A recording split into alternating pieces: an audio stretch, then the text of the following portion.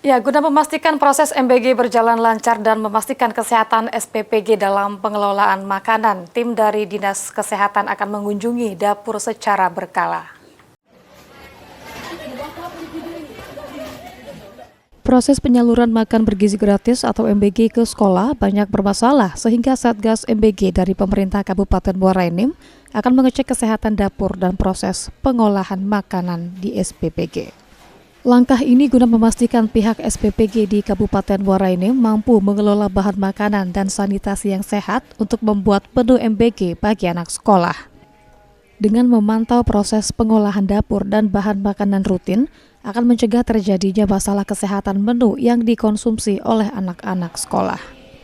Kepala Dinas Kesehatan Muara Enim, Eni Zatila menerangkan, Dinas Kesehatan bertanggung jawab terkait kesehatan dapur dan proses pengolahan bahan makanan di SPPG. Dinkes wajib melakukan kunjungan rutin ke SPPG atau dapur untuk mengecek kesehatan dalam proses pengolahan menu. Bukan hanya bisa, tapi memang harus. Kita akan turun ke lapangan. Makanya kami minta data dapurnya di mana.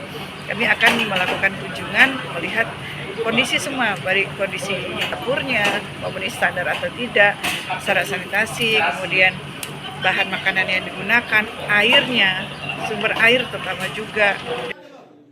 Dengan melakukan cek lapangan langsung, tim kesehatan bisa memberikan masukan atau menjaga kualitas kesehatan dapur di setiap SPPG.